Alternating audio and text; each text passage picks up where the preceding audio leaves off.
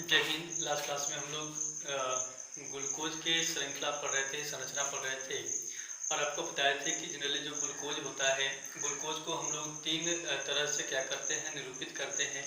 पहला जो होता है वो स्ट्रेट चेन स्ट्रक्चर होता है। सेकेंड जो था वो आपको बताया था कि साइक्लिक स्ट्रक्चर था और थर्ड जो था वो चेयर फॉर्म था, जिसको आपको नहीं पढ़ना है। तो बारी बारी से इन स्ट्रक्चरों को आज हम लोग क्या करेंगे, पढ़ेंगे। तो हेडिंग डालेंगे ग्लूकोज की खुली श्रृंखला या ग्लूकोज की सीधी श्रृंखला।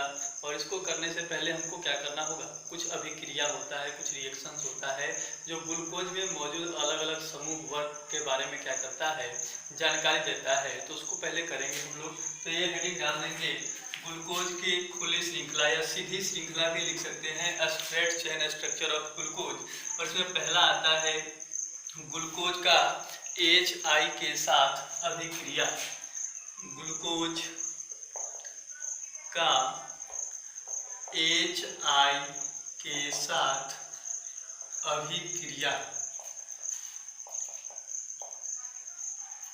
अब ग्लूकोज जो होता है उसको हम लोग HI के साथ क्या करते हैं, गर्म करते हैं। तो उसको गर्म करने से हम लोगों को एन हेक्सेन प्राप्त होता है और ये एन हेक्सेन हमको ये बताता है कि ग्लूकोज संरचना में कितने कार्बन परमाणु होते हैं। हेक्सेन का मतलब 6 होता है, ठीक है, 6 कार्बन।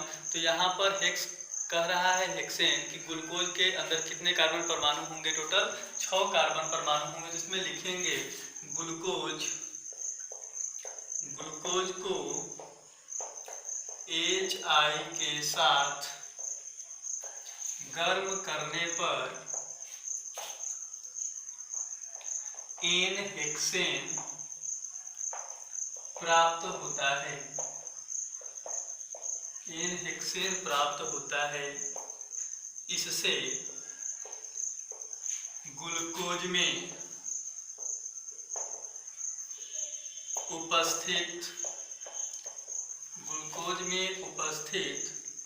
6 कार्बन परमाणुओं का पता चलता है। ये संरचना हम लोग क्या बताता है कि ग्लूकोज संरचना में कितने कार्बन परमाणु होते हैं, 6 कार्बन परमाणु होते हैं। रिएक्शन देख सकते हैं। ग्लूकोज का जो केमिकल फॉर्मूला होता है वो C6H12O6 होता है। इसको क्या करना है, HI के साथ गर्म करना है।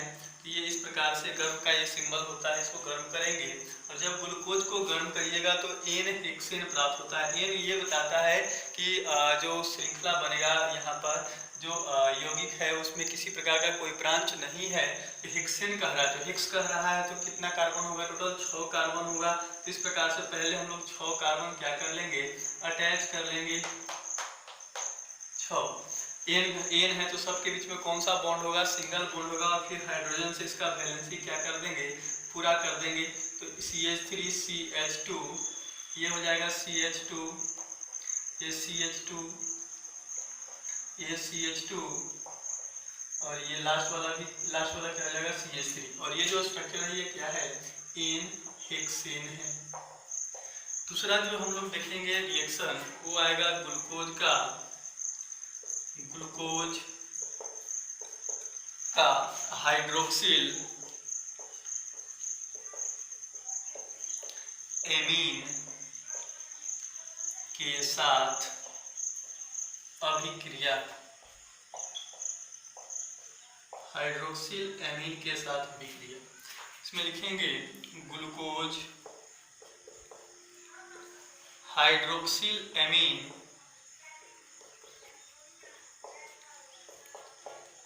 हाइड्रोक्सिल एमीन होता क्या है, NH2OH होता है। इसको ब्रैकेट में लिख लेंगे। हाइड्रोक्सिल एमीन के साथ अभिक्रिया कर ऑक्सीन बनाता है। ऑक्सीन बनाता है जिससे ग्लूकोज में उपस्थित कीटोन समूह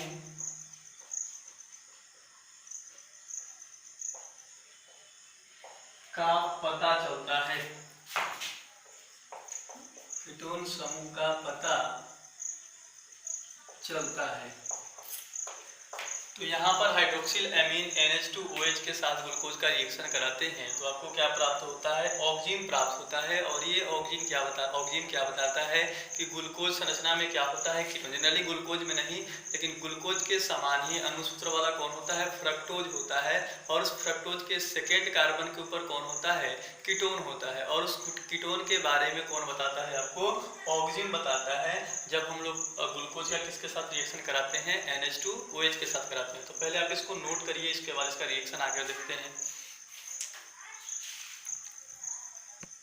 तो ग्लूकोज का किसके साथ, ग्लूकोज का इस प्रकार से भी हम लोग बना सकते हैं, CHOCHOH 4 और CH2OH।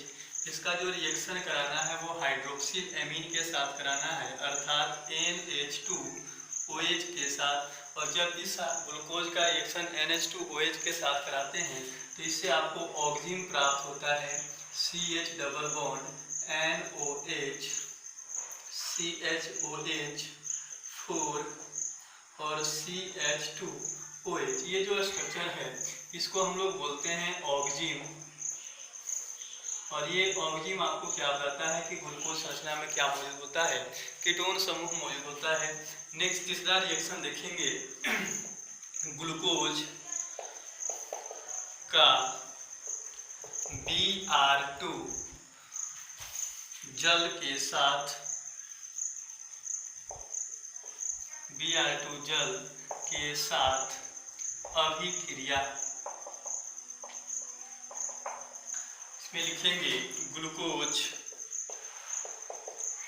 Br2 जल से अभिक्रिया कर ग्लूकोनिक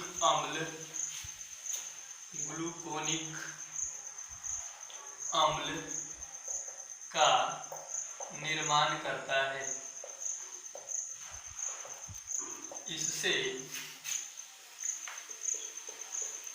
ग्लूकोज संरचना में उपस्थित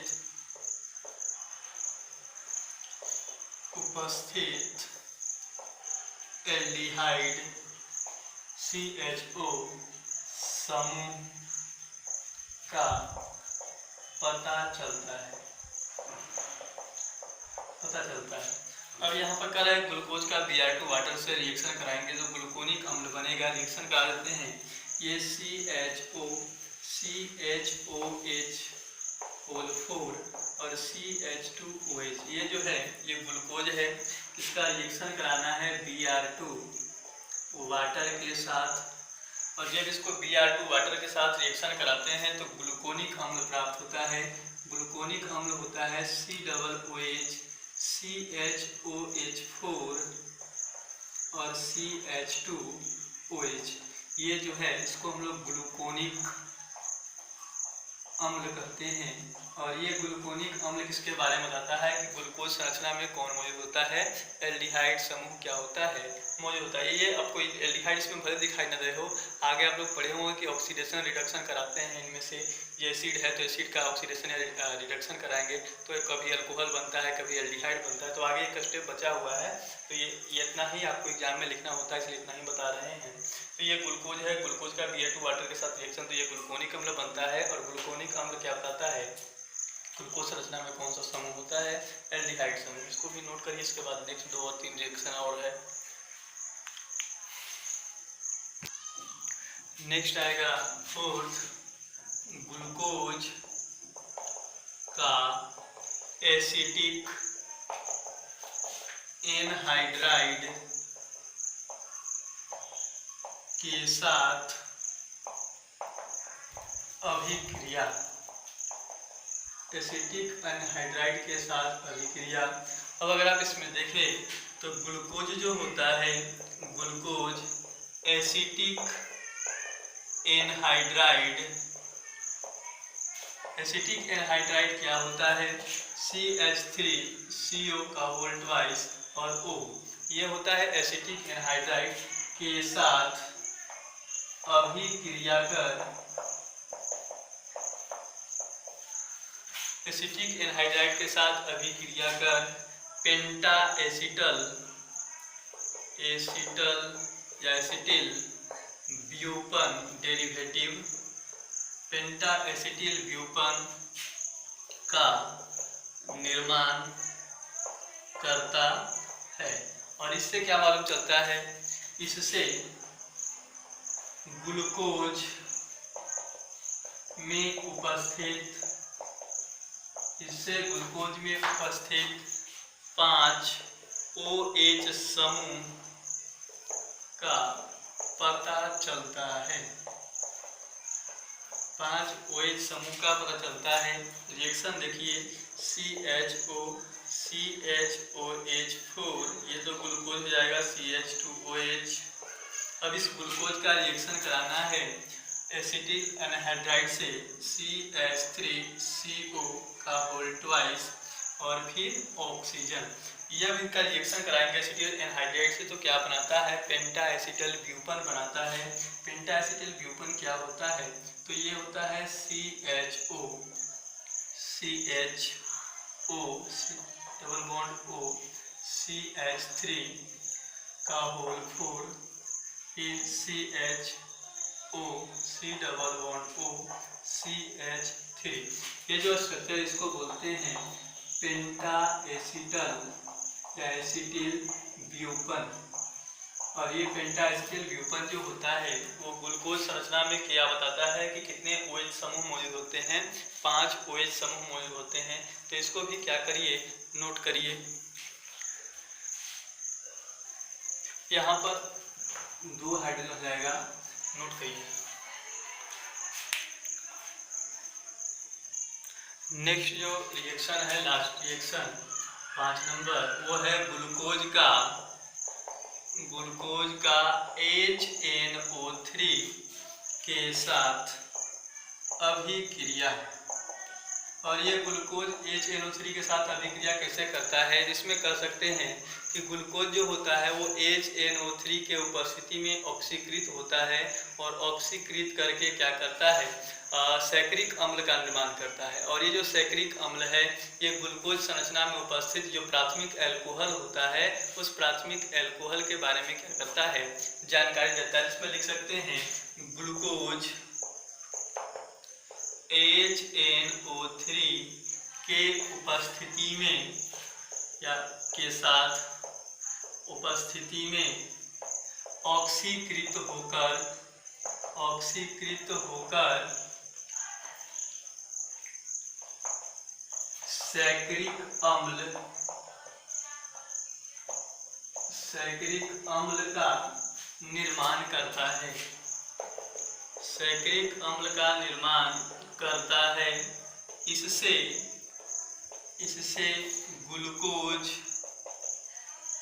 संरचना में उपस्थित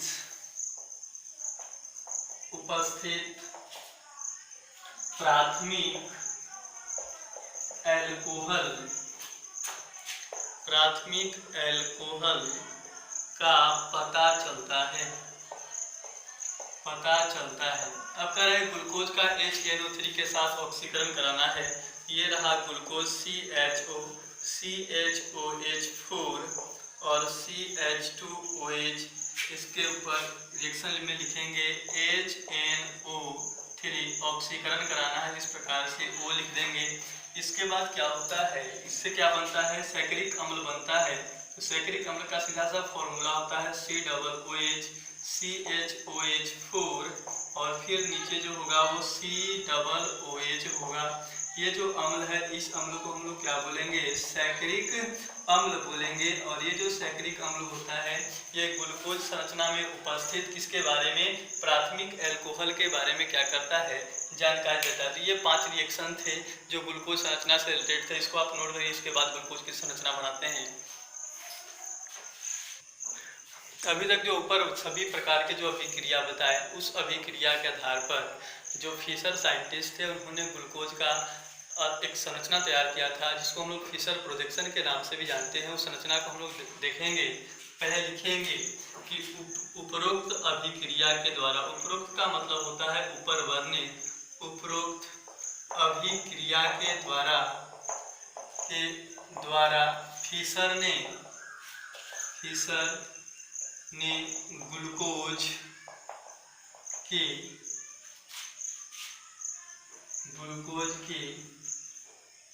निम्नलिखित संरचना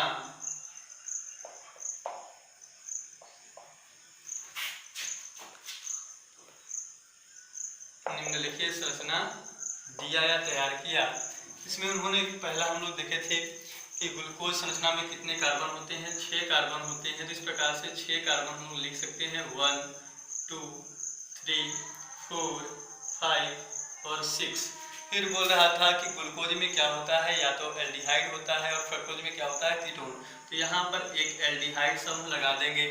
फिर उन्होंने बताया था कि ग्लूकोज में क्या होते हैं, 5 OH समूह होते हैं।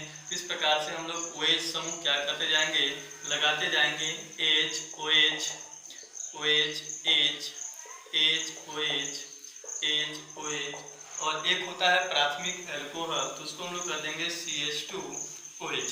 तो ये इस प्रकार से ग्लूकोज का संरचना क्या होता है, तैयार होता है। ये है ग्लूकोज की खुली या सीधी श्रृंखला, किसके अनुसार, फिशर के अनुसार। इसलिए इसको हम लोग फिशर प्रोजेक्शन भी कहते हैं, फिशर प्रोजेक्शन। इसको आप क्या कर लीजिए, बना लीजिए वहीं पर। इसके आगे नेक्स्ट हम लोग देखते हैं कायरल कार्बन। इसको बनाने से पहले क्या करना है, इन सभी में स्टार मार्क कर लेना है। जहाँ जहाँ स्टार लगा रहे हैं वहाँ पर ये कायरल कार्बन के बारे में बताता है। आगे आपको समझाएंगे कायरल कार्बन क्या होता है, तो इसको भी साथ में नोट कर लीजिए। नेक्स्ट हेडिंग आएगा कायरल कार्बन। ये कायरल कार्बन क्या होता है, शायद आप लोग पढ़े भी होंगे, नहीं पढ़े होंगे तो फिर भी हम बता रहे हैं। कायरल कार्बन क्या होते हैं, ऐसे कार्बन होते हैं जिनके ऊपर 4 अलग अलग समूह जुड़ा हुआ होता है।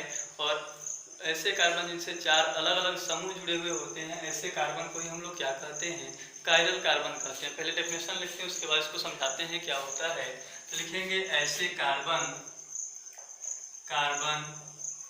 जिनसे 4 अलग अलग समूह जुड़े होते हैं, 4 अलग अलग समूह जुड़े होते हैं, उसे कायरल कार्बन कहा जाता है। उसे कायरल कार्बन कहा जाता है। जैसे यहाँ पर एक कार्बन ले लेते हैं, आपको मालूम है कि कार्बन जो है वो 4 बॉन्ड बनाता है और चारों बॉन्ड के साथ अलग अलग समूह जुड़ा हुआ है, A B C D। ये समझने के लिए ये 4 अलग अलग समूह जुड़े हुए हैं, चारों एक समूह नहीं है, सब के सब अलग अलग समूह है। तो ऐसे कार्बन को हम लोग क्या बोलेंगे, कायरल कार्बन कहेंगे। और कायरल कार्बन को हम लोग क्या करते हैं, स्टार से डिनोट करते हैं। इसीलिए अभी ग्लूकोज के संरचना में हम आपको 4 कार्बन के ऊपर क्या किए थे, स्टार बनाए थे। तो यहाँ पर ये जो है ये कायरल कार्बन है। इसके बाद अगर आप इसी का दूसरा एग्जाम्पल देखें, ये कार्बन है, इस पर मान लेते हैं ये 4 बॉन्ड ये भी बनाया है, इस पर ये 2 ग्रुप जो है। अब देखिए इस कार्बन पर देखिए तो A अलग है, D अलग है, B अलग है, लेकिन इधर भी B है। तो एक कार्बन के पास चारों ग्रुप अलग होने चाहिए, तो यहाँ पर 2 ग्रुप क्या है, एक जैसा है। तो ये कायरल कार्बन, ये कायरल कार्बन अगर हम लोग देखें तो ये कायरल कार्बन नहीं होगा। जबकि ये वाला जो कार्बन है ये कौन सा कार्बन होगा, कायरल कार्बन होगा। कायरल कार्बन इसको क्यों बोल रहे हैं, क्योंकि इसके ऊपर चारों के चारों जो समूह हैं वो क्या है, अलग है। और इसको कायरल कार्बन क्यों नहीं बोल रहे हैं, क्योंकि इसके ऊपर चारों के चारों समूह जो है वो क्या है, इनमें से कुछ समूह जो है वो अलग हैं और कुछ समूह जो है वो कैसे हैं, एक जैसे हैं। एक जैसे समूह नहीं होने चाहिए। तो इसको भी आप क्या कर लीजिए, वहाँ पर नोट कर लीजिए। नोट करने से पहले हम आपको ग्लूकोज में समझा ही देते हैं, इसको नोट नहीं करना है। अभी बताया था कि ग्लूकोज इस प्रकार से होता है, CHOC, टोटल 6 कार्बन, CH2OH, और बाकी जगह पर H और OH जुड़े हुए होते हैं।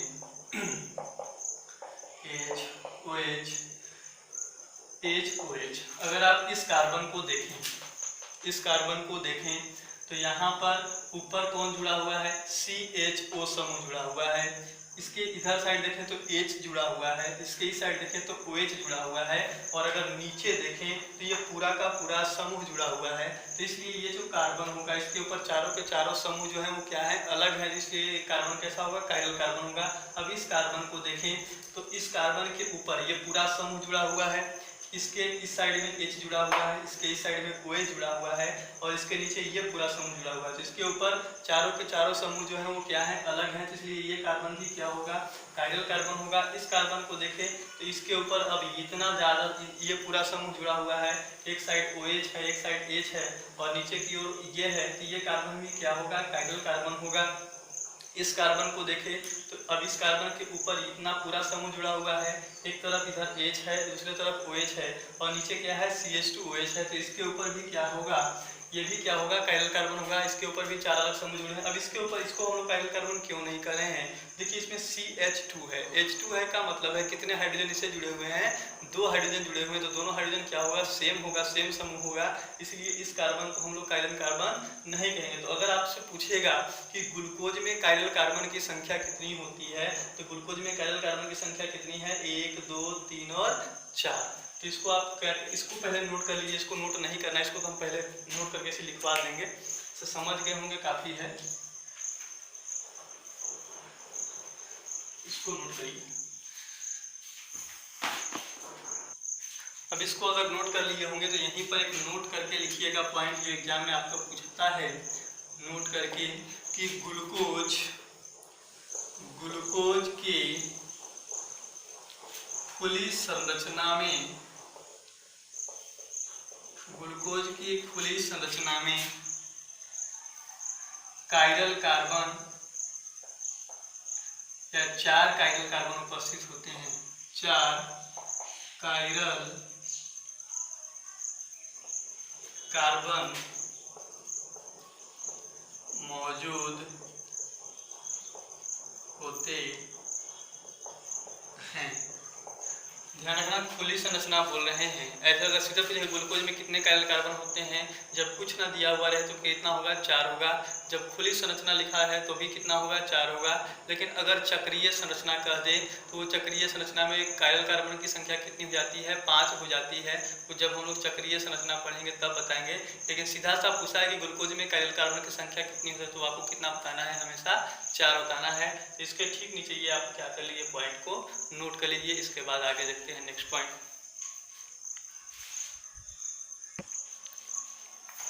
तो हम लोग को पढ़ना है ग्लूकोज में पाया जाने वाला D और L isomer.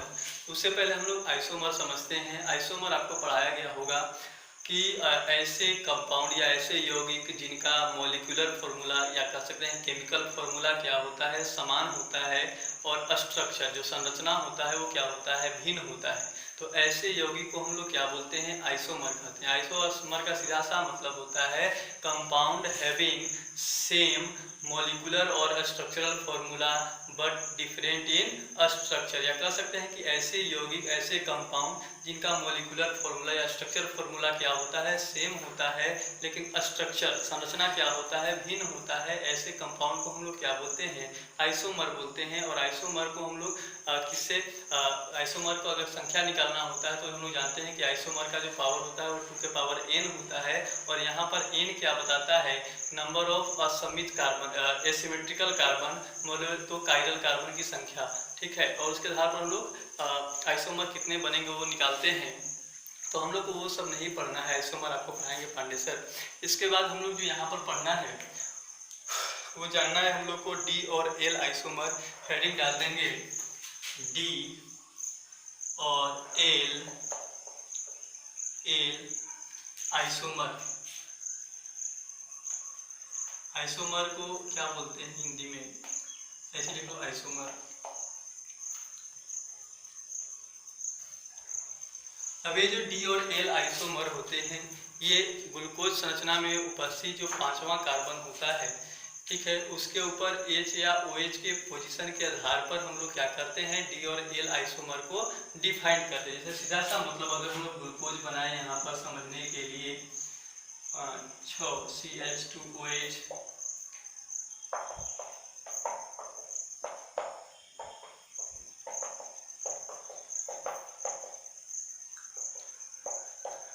One two three four five, तो ये जो पांचवा कार्बन है इसके ऊपर जो H या OH होता है, इस H या OH के उपस्थिति के आधार पर, उनके विन्यास के आधार पर ही हम लोग क्या करते हैं, D और L आइसोमर को डिफाइन करते हैं। अगर आप अभी देखें तो ये जो पांचवा कार्बन है इसके ऊपर OH जो है वो दाहिने हाथ की तरफ मौजूद है, और अगर दाहिने हाथ की तरफ OH मौजूद है तो इसका मतलब ये जो होगा वो कौन सा आइसोमर होगा, D आइसोमर होगा। इसको हम लोग D ग्लूकोज कहेंगे। जबकि अगर यही OH समूह जो है वो इधर की ओर बाएं साइड अगर मौजूद होगा पांचवा कार्बन के ऊपर, तो उसको हम लोग क्या कहेंगे, L आइसोमर या L ग्लूकोज कहेंगे। तो इसमें लिखेंगे हम लोग D और L आइसोमर, इसमें D और L आइसोमर अंतिम असमित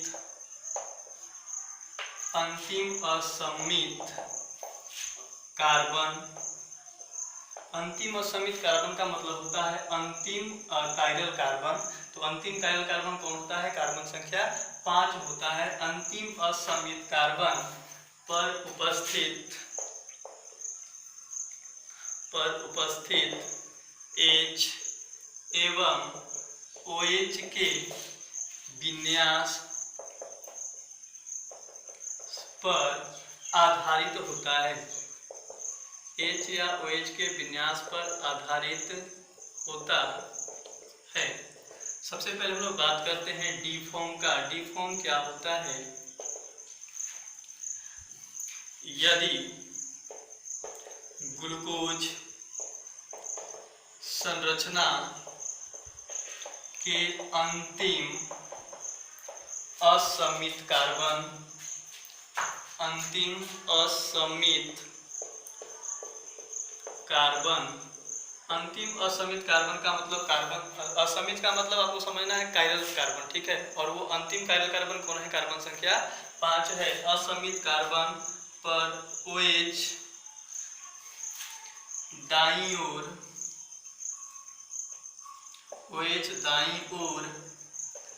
स्थित हो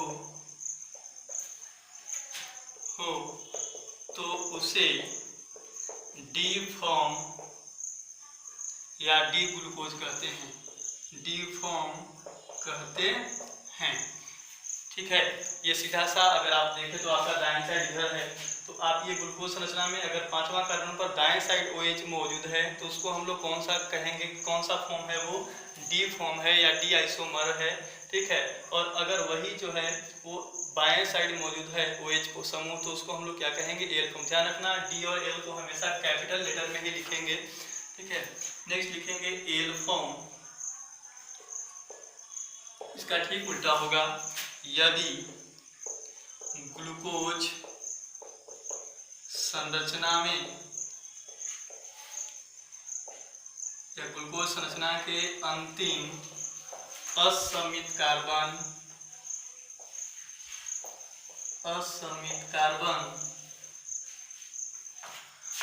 पर OH बाईं ओर स्थित हो तो उसे L फॉर्म कहते हैं। तो पहले इसको नोट करिए, उसके बाद इसको अच्छा से समझाते हैं D फॉर्म और L फॉर्म क्या होता है। इसको स्ट्रक्चर को अभी नहीं बनाना है, इसको लिखने के बाद स्ट्रक्चर अभी हम बनाएंगे, तो इसको बनाना है, नोट करिए। अगर आप इसका D और L फॉर्म में स्ट्रक्चर देखें तो ये CHO ग्लूकोज पहले बना लेते हैं, 3 4 5 6 CH2OH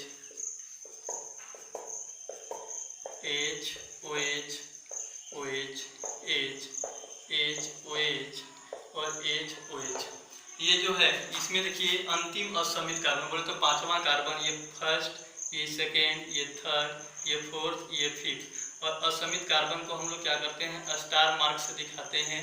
तो ये अंतिम असमित कार्बन है, और अंतिम असमित कार्बन के ऊपर जो OH समूह है वो कौन से साइड है, दाएं साइड है, इसलिए इसको हम लोग क्या बोलेंगे कि ये क्या कौन सा ग्लूकोज है, डी ग्लूकोज है, ये डी आइसोमर वाला ग्लूकोज है।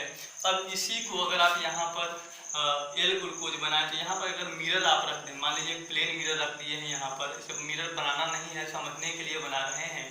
तो अगर आप इस प्लेन मिरर में देखें तो इसकी इसी का स्ट्रक्चर जो होगा वो इधर कैसा होगा, ऊपर तो CHO समूह 10 होगा, नीचे second carbon, third, fourth, fifth और सिक्स पर CH2OH। अब देखिए ये OH है तो इससे नज़दीक OH जो होगा वो इस साइड हो जाएगा, और H जो होगा वो उससे दूर फेंका जाएगा H। इधर देखिए H है थर्ड कार्बन पर तो H आ जाएगा, और उस साइड OH, फिर OH, H, फिर आ जाएगा OH और H। तो इस प्रकार से क्या होगा, अब ये देखिए इसमें लास्ट जो असमित कार्बन है, कार्बन संख्या 5, कार्बन संख्या 5, इस पर जो OH है अब वो कौन से साइड आ गया है, बाएं साइड आ गया है। और अगर OH का पोजीशन बाएं साइड है तो उसको हम लोग कौन सा ग्लूकोज कहेंगे, एल ग्लूकोज कहेंगे। तो ये जो स्ट्रक्चर है ये किसका है, एल ग्लूकोज का है। तो इसी प्रकार से लगभग सभी के सभी कार्बोहाइड्रेट जो होते हैं, डिहाइड्रोक्सी एसीटोन जो होता है उसको छोड़ करके सभी के सभी जो कार्बोहाइड्रेट होते हैं वो कौन से आइसोमर को प्रदर्शित करते हैं, डी और एल आइसोमर को प्रदर्शित करते हैं। बात है कि डिहाइड्रोक्सी एसीटोन डी और एल आइसोमर प्रदर्शित क्यों नहीं करता है तो उसके बारे में इसके बाद पढ़ेंगे। पहले आप ये दोनों को क्या करिए वहीं पर नोट करिए। तो इसी में एक नोट लिखेंगे, note dehydroxy acetone, dehydroxy acetone को छोड़कर सभी कार्बोहाइड्रेट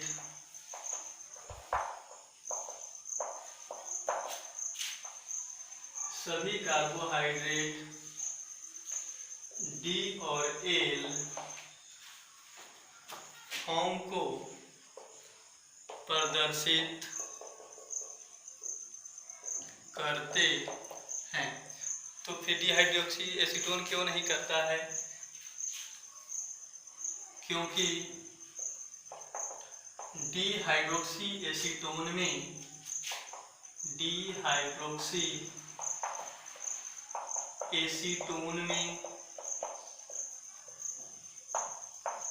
कायरल कार्बन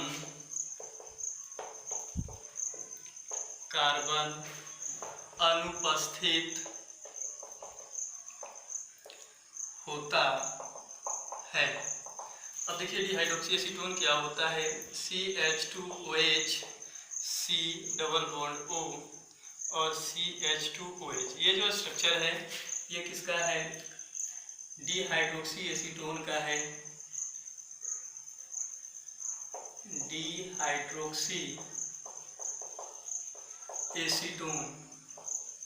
और अभी बताया कि कायरल कार्बन के लिए क्या होना चाहिए, किसी भी कार्बन के ऊपर चारों के चारों समूह जो होना चाहिए वो अलग होना चाहिए।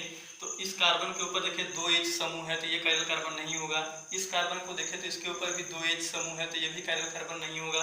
इस कार्बन को देखें तो इसके ऊपर 2 CH2 समूह जुड़ा हुआ है, एक ऊपर CH2 समूह जुड़ा हुआ है, एक CH2OH नीचे जुड़ा हुआ है, तो ये भी कायरल कार्बन क्या होगा, नहीं होगा। तो अगर इसके ऊपर कायरल कार्बन नहीं है तो ये डी और एल फॉर्म को प्रदर्शित नहीं किया। ये कार्बोहाइड्रेट है, ठीक है, 3 कार्बन वाला कार्बोहाइड्रेट, लेकिन ये डी और एल फॉर्म को प्रदर्शित नहीं करता है। लेकिन दूसरा अगर एग्जाम्पल देखें तो ये CHO, CHOH और CH2OH, ये जो स्ट्रक्चर है इस कार्बन को अगर आप देखें तो इसके ऊपर चारों के चारों समूह अलग अलग हैं।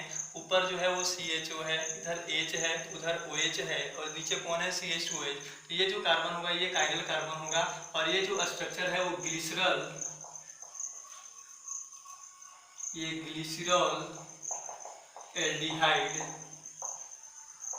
एल्डिहाइड। ये ग्लिसरॉल एल्डिहाइड जो है इसमें कायरल कार्बन मौजूद है, और इसमें कायरल कार्बन मौजूद है तो ये क्या करेगा, डी और एल फॉर्म को प्रदर्शित करेगा, जबकि इसमें कायरल कार्बन मौजूद नहीं है, इसीलिए डी हाइड्रोक्सी एसीटोन जो होता है वो डी और एल आइसोमर को प्रदर्शित नहीं करता है। इसको भी आप क्या कर लीजिए, वहीं पर नोट कर लीजिए।